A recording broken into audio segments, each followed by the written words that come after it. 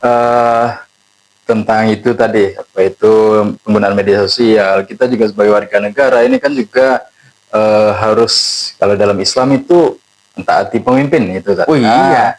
Ini yang menjadi tantangan kita hubungan dengan pemerintah, kemudian pemerintah dengan warga negaranya dalam berislam pun. Nah, ini apa yang seharusnya dilakukan? Karena sekarang itu kan ya luar biasa tantangan, entah itu pemimpin, kita juga sebagai warga negara sulit menilai mana yang perlu diikuti, mana yang perlu ditinggalkan, pemimpin yang baik, mana yang kurang tepat. Nah, ini yang harus kita sikapi atau yang perlu kita dalami itu apa?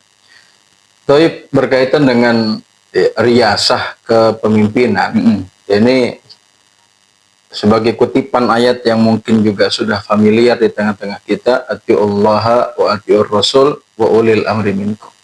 Dalam Islam itu sudah menjadi harga mati untuk taat dengan pemimpin. Ya. Tingkatannya taati Allah, taati Rasulnya, dan taatilah pemimpin-pemimpin kalian. Dalam perjalanannya mungkin ada penilaian-penilaian yang menurut kita ini kurang pas. Kok begini kebijakannya? Kok seperti ini kebijakannya? Sehingga kita merasa tidak puas.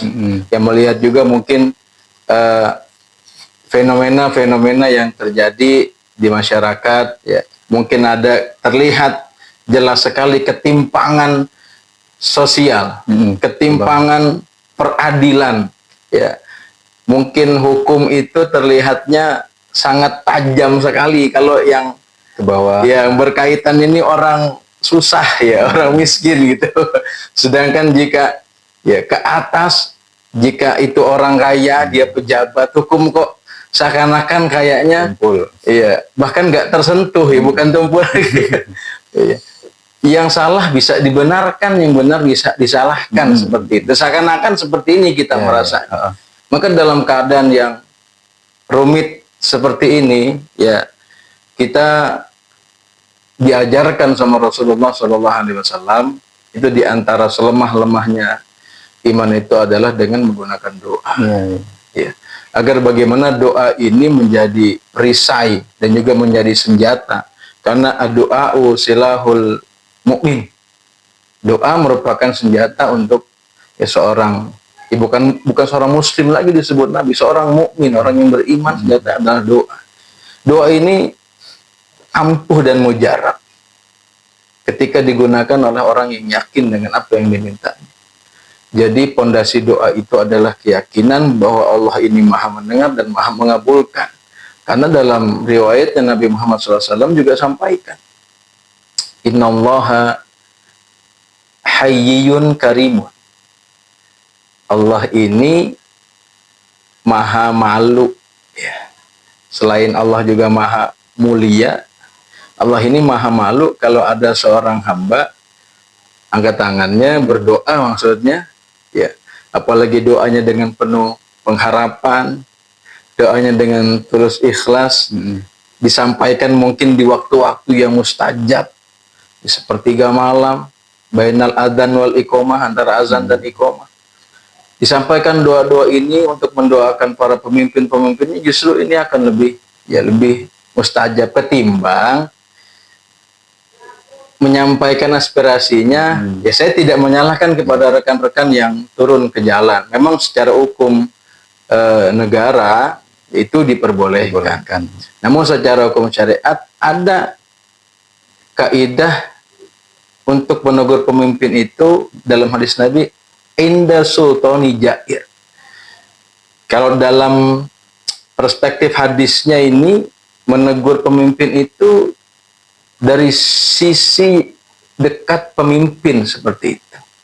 Artinya menegurnya itu, menasihatinya tidak di depan pagar, ya, tidak berteriak-teriak, tapi menasihatinya, mengingatnya dengan cara yang bijak. Lalu bertanya, bagaimana kita mau masuk ke dalam? Ya, orang di luar saja teriak-teriakan, nggak datang-datang. Lalu inilah kita pentingnya memilih wakil-wakil rakyat tadi. Dan juga memilih pembisik-pembisik ya dalam tanda kutip ya, pembisik-pembisik pemimpin, karena hadis Nabi juga sampaikan pemimpin itu bagaimana pembisiknya. Jadi kalau berkumpul dengan orang-orang yang soleh, insya Allah pemimpinnya juga akan soleh gitu. Ya, tapi kalau berkumpulnya ya maaf ngomong gitu dengan komplotan yang hanya mementingkan urusan perut sendiri, ya nanti mau tidak mau juga akan terbawa. Jadi pada intinya tentang kepemimpinan tadi, kita harus tetap berhusnuzon kepada Allah Subhanahu wa taala.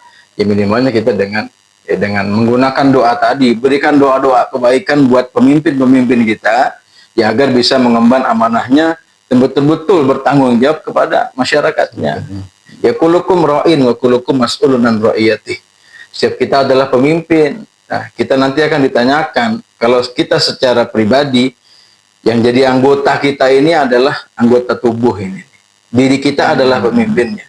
Tapi kalau dalam cakupan kontekstualnya sebagai ya sebuah negara di situ punya pemimpin, punya leader, maka dia akan bertanggung jawab kepada masyarakat-masyarakatnya.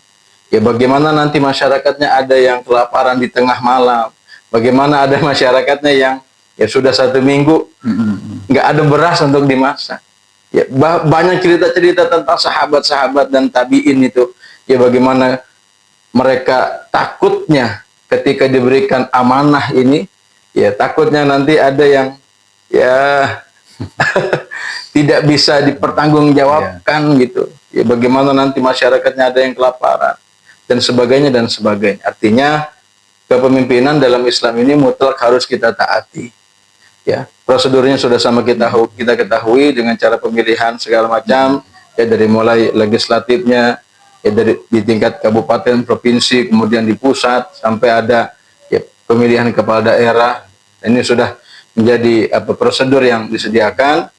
Nah, hasilnya sudah sama-sama kita ketahui. Bahkan baru-baru ini ya ada pemilihan kepala daerah. Pilkada kita baru selesai, kita berdoa buat semuanya dari mulai ya pimpinan yang paling rendah lah, ya maaf gitu kan, dari tingkat RT sampai ke presiden. Ya, mudah-mudahan semuanya itu senantiasa ditolong sama Allah Subhanahu wa taala. Namun kalau kita bisa lebih dalam, masuk ke dalamnya, bisa menyampaikan kepada pembisiknya, maka ini akan lebih baik. Tolonglah ya sampaikan aspirasi kami. Maka ini akan lebih ideal, menurut saya akan lebih efektif seperti itu ketimbang ya kita. Jadi saya tidak menyalahkan, tapi ini masing-masing punya torikoh, punya caranya. Ya kalau saya ya lebih cenderung kepada mendekati ya wakil-wakil atau pembisik-pembisik daripada pemimpin itu, karena itu akan lebih efektif dan biasanya lebih cepat ditindaklanjuti seperti itu. Nah, langsung bertemu gitu. Iya. Ya luar biasa ini tadi tentang kepemimpinan. Dan juga yang menentukan suatu negara baik atau buruk, pemimpin baik atau buruk ya rakyat itu sendiri ya. Cerminannya adalah rakyat. Iya. Karena kita kan negara demokrasi, yang memilih itu rakyatnya itu sendiri. Nah, sebagai warga negara, kemudian itu kan banyak macamnya. Kami ini bicara kami sendiri nih, sebagai pemuda remaja nih. Nah, luar biasa nih dalam Islam ini. Banyak riwayat-riwayat yang mengatakan tentang keunggulan pemuda remaja, tetapi juga tidak kalah beratnya tantangan yang kami hadapi, dan itu kami yang biasa mengikuti kegiatan mungkin keseharian organisasi dan komunitas itu merasakan juga luar biasa tantangannya. Bahkan secara pribadi ya gitu, tahu sendiri namanya anak remaja, pemuda itu. Nah, itu kami sebagai minoritas gitu. Nah, itu gimana menyikapinya, tentang kita juga melihat ada berbagai ketimpangan kenakalan remaja yang ada di depan kita, bahkan itu lingkungan pertemanan kita sendiri itu kan kalau kita jauhi kita susah, nanti kalau kita dekati takut kita juga kena virusnya gitu. Nah, gimana cara menyikapi itu? Pemuda disebutkan dalam sebuah ungkapan ya. Sebagian dai nyebutnya ini hadis. Ya. Syubanul yaum rijalul god. Jadi pemuda hari ini adalah pemimpin di masa depan. Ada lagi sebuah ungkapan atau makalah disebutnya inna fiyadi syubban amrul ummah. di tangan-tangan pemuda ini adalah urusan umat gitu. Wa fi aqdamiha hayatah, dan setiap langkah pemuda itu adalah kehidupan ya masyarakat. Insinyur Soekarno dalam sebuah pidatonya yang sangat familiar, ya rekan-rekan juga mungkin biasa mendengar atau membaca ini, berikan aku 1000 orang tua akan ya aku cabut gunung Semeru beserta akar-akarnya, berikan aku 10 pemuda akan aku guncang dunia. Ini menandakan bahwa pemuda punya power, punya kekuatan. Kenapa? Ya karena masih energik tentunya. Ya masih segar lah, masih fresh. Kalau untuk fisik pemuda saya yakin ya kalau orang Bengkulu bilang ini masih gerot gitu. Masih gerot. Ya, masih gagah. Ya mungkin karena belum banyak penyakitnya, belum banyak pantangan makannya. Itu diantara keunggulan pemuda yang disebutkan oleh tokoh-tokoh seperti itu. Namun ya ada plus ada minusnya. Pemuda ini juga karena dari segi usianya, ya, segi psikologinya, ya, mungkin secara emosionalnya ini masih labil, Ya. jadi masih menggebu-gebu, ya, masih gampang emosi, temperamen seperti itu, karena merasa masih kuat tadi. Ya, makanya Rhoma Irama bilang tuh, apa darah muda, darahnya para remaja yang selalu merasa bangga, merasa gagah gitu ya. Tapi itu tidak masalah. Agar bagaimana potensi besar ini digunakan untuk kebaikan-kebaikan. Kita ingin ambil bagian, kita ingin action dalam rangka membangun generasi yang baik, generasi yang bagus. Pak Prabowo bilang tuh Indonesia 2045 ini menuju generasi emas. Nah, bagaimana caranya nih pemuda-pemuda juga harus ambil bagian. Jangan sampai nanti disisipkan emasnya jadi cemas, kan jadi bahaya gitu. Bukannya generasi emas tapi jadi generasi cemas. Tentu tidak kita inginkan. Maka pemuda harus tampil, harus ambil bagian, dimulai dari hal yang terkecil dulu. Ya dari hal disiplin, ya dari hal ya integritasnya dalam melakukan suatu kebaikan-kebaikan. Dalam perjalanannya tidak mungkin hal yang menjadi inovasi untuk perubahan ya itu akan berjalan mudah dan mulus, itu tidak mungkin. Tentu ada struggle-nya, ada perjuangannya, ada challenge, ada tantangannya. Ya, baik itu dari internal komunitas kita misalnya, atau kawan-kawan kita ini. Lalu bagaimana cara menanggulanginya? Maka dalam sebuah kelompok itu idealnya harus ada yang dituakan sebagai penasehat, agar nanti dalam perjalanan jika ditemukan ya problem, ya muskilah, masalah seperti itu bisa ditunjuk yang dituakan itu memberikan solusi seperti itu. Lalu di luar sana juga banyak anak-anak muda yang mungkin salah dalam pergaulannya.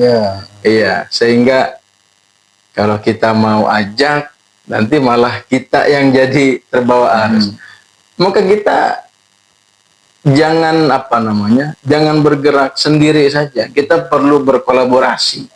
Dalam hal ini kita harus banyak-banyak sowan ya, atau berkunjung ya kepada orang-orang yang lebih berpengalaman, kemudian kita ajak untuk berkolaborasi. Misal kita ingin mengadakan sebuah event acara, kita ingin mengadakan sebuah kegiatan, maka jika kita dirasa punya keterbatasan di sana sini, kita kunjungi.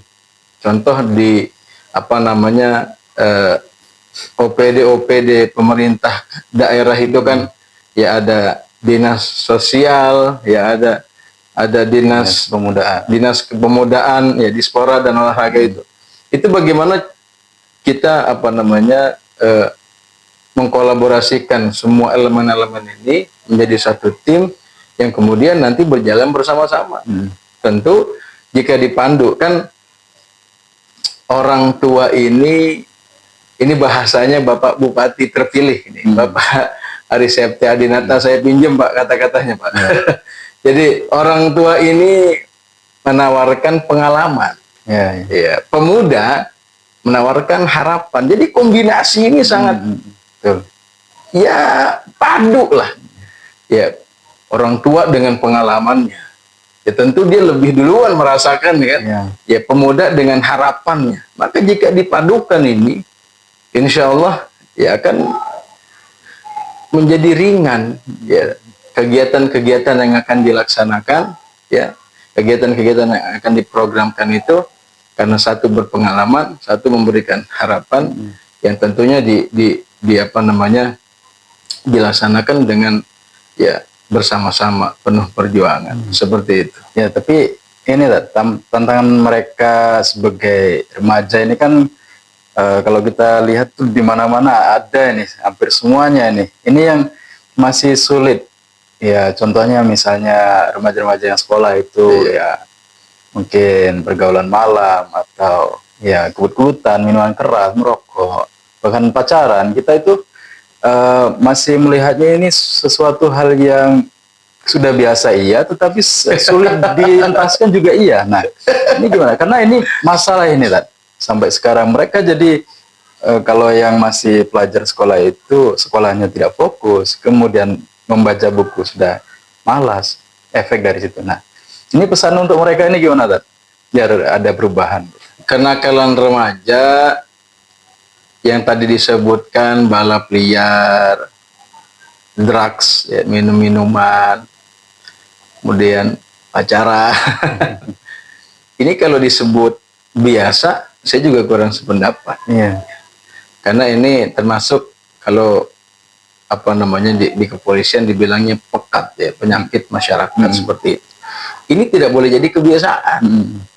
Karena nanti bisa memberikan dampak untuk generasi yang selanjutnya. Bagaimana mungkin kalau generasi emas diawali dengan mabuk-mabukan?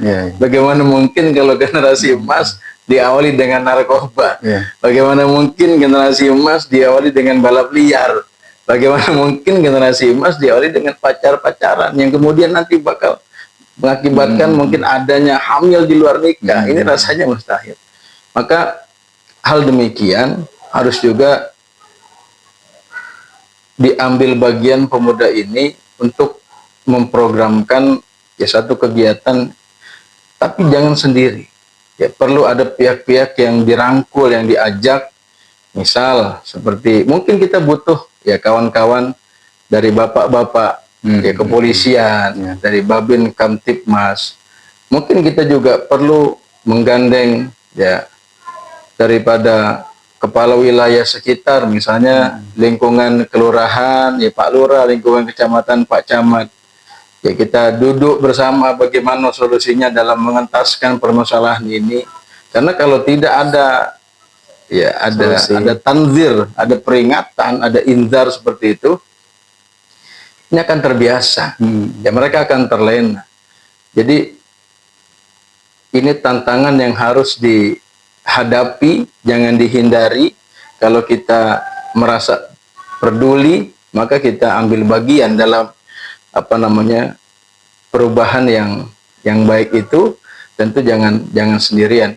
Kunjungi instansi-instansi terkait, bisa nanti berkolaborasi misalnya dengan majelis ulama, ya dengan kepolisian, mungkin juga bisa dengan apa namanya nih, ya kawan-kawan dari remaja-remaja masjid yang lainnya. Tentu ini bukan hal yang mudah, ya karena pendekatan-pendekatan yang persuasif juga itu tidak semudah membalikan telapak tangan.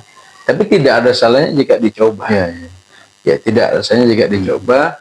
Nanti bagaimana solusi terbaiknya hasil daripada rembukan ya beberapa ya elemen yang hadir ya, demi mencegah ya penyakit masyarakat yang tadi disebutkan itu, ya kita berusaha untuk mengentaskan.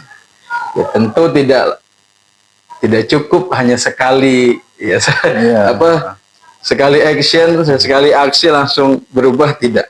Tapi kalau itu dilakukan berkelanjutan.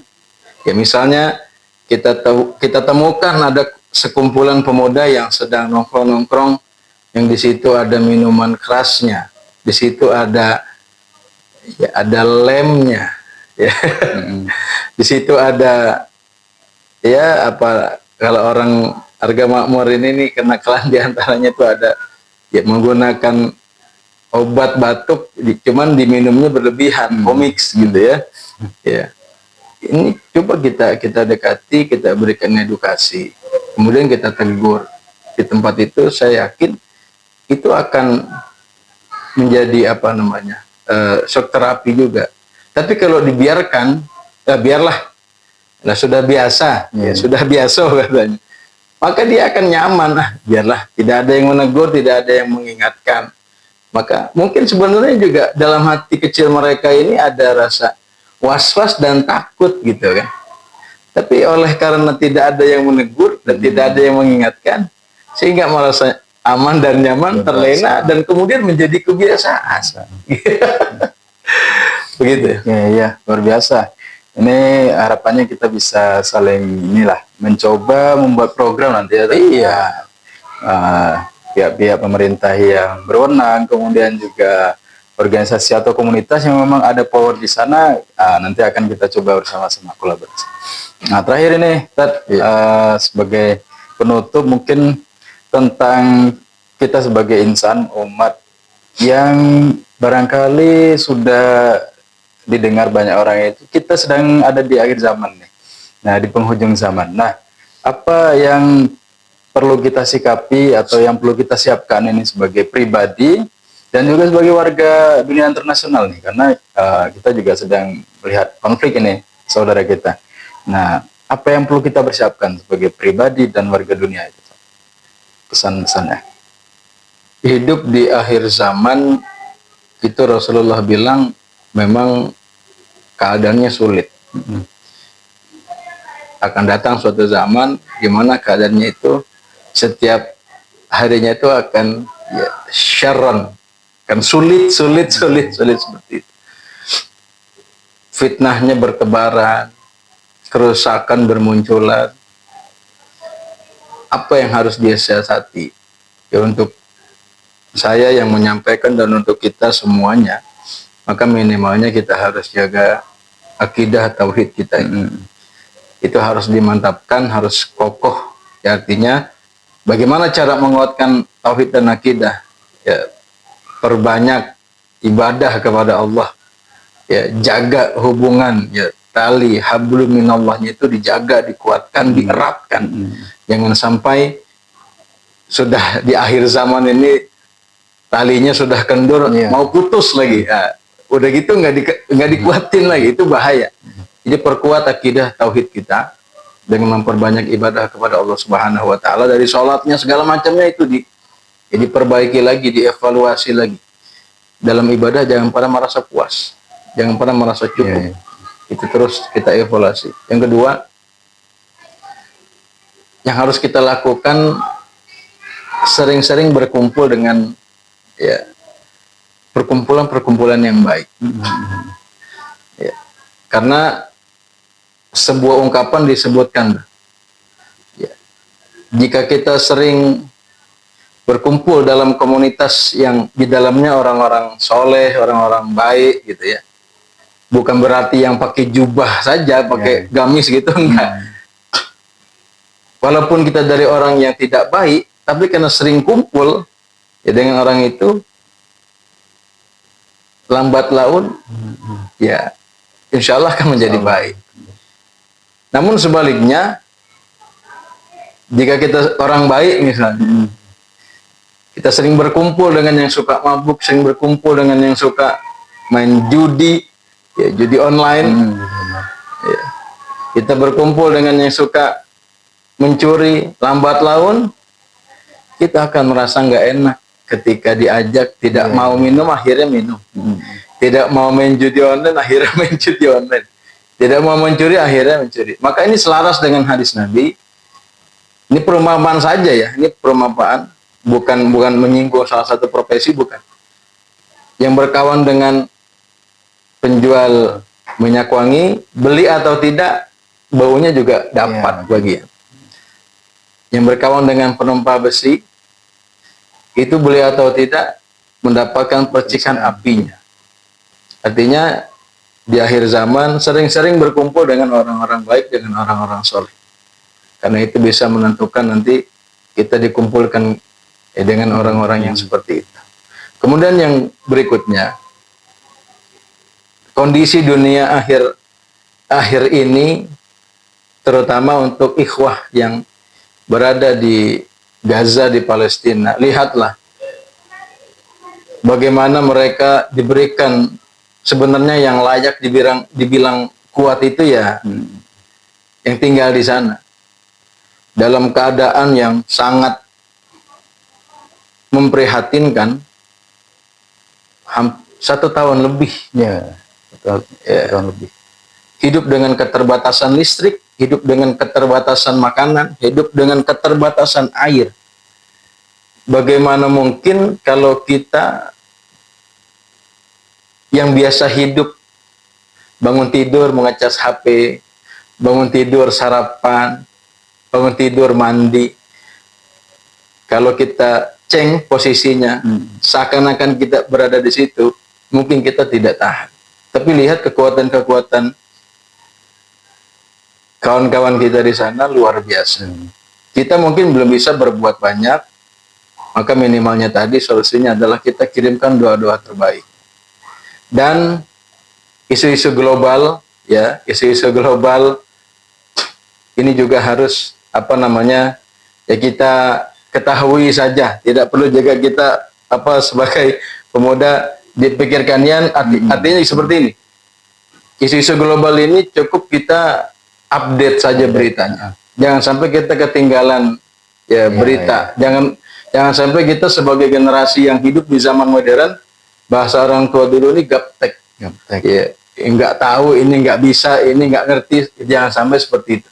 Isu-isu global yang ada itu minimalnya kita jadikan sebuah wawasan, sebuah khazanah untuk menambah pengetahuan kita. Terakhir, maka saya tidak pernah bosan untuk mengajak kepada kita semuanya.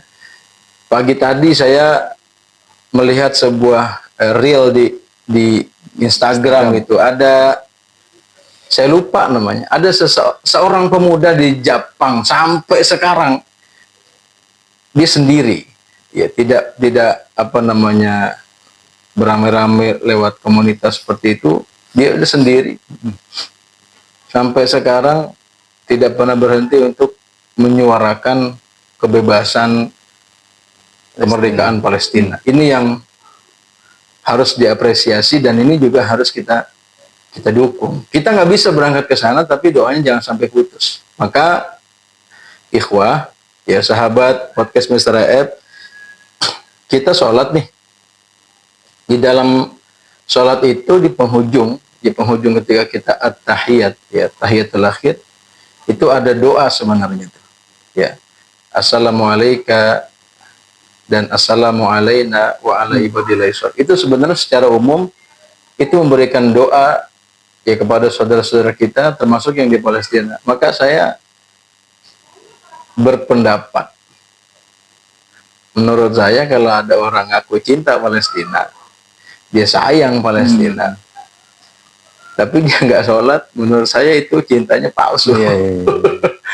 Itu sayangnya bohong, nggak selaras. Nggak selaras. Karena kalau dia sayang, dia cinta dengan Palestina, pasti dia mendoakan ya saudara-saudaranya itu, apalagi di dalam sholat nanti. Maka kirimkan doa-doa terbaik. Kita jangan sampai ya menyerah dengan keadaan. Aduh, capek saya berjuang buat Palestina, habis saya. Jangan sampai seperti itu. Kawan-kawan kita di Palestina diperjuangkan atau tidak, didukung atau tidak, pada waktunya akan merdeka. Tinggal ini bagaimana posisi kita, bersama mereka atau tanpa mereka. Inilah posisi kita. Mudah-mudahan ya kita semuanya bisa disatukan ya untuk sama-sama mendukung ya kebebasan kawan-kawan ikhwah di negara Palestina, dan mudah-mudahan ya kaum muslimin muslimat dimanapun berada juga selalu dijaga oleh Allah Subhanahu wa taala. Barakallahu fikum. Oke, terima kasih banyak Ustadz Dimas Rahmat tadi sudah menyampaikan semua yang berkaitan dengan umat Islam hari ini, ya, entah itu dari kita sebagai warga negara, kemudian sebagai remaja pemuda, dan yang kita pantau terus hari ini di Palestina. Mudah-mudahan tetap semangat tentang perjuangan kita sampai nanti Palestina merdeka. Nah, itu tadi yang sudah kita bahas. Mudah-mudahan menjadi wawasan baru bagi teman-teman semua untuk menjadi lebih baik. Ya, kita sama-sama berusaha terus konsisten dan istiqomah di jalan ini. Kemudian menjadikan semua aktivitas keseharian kita sebagai amal yang baik dan bermanfaat tentunya. Ada teman Ustadz? Cukup? Cukup? Oke, cukup. Terima kasih banyak Ustadz sudah hadir di sini. Mudah-mudahan nanti di lain kesempatan kita bisa ketemu lagi. Jangan lupa untuk teman-teman untuk like, komen, dan subscribe. Demikian, Assalamualaikum warahmatullahi wabarakatuh. Waalaikumsalam.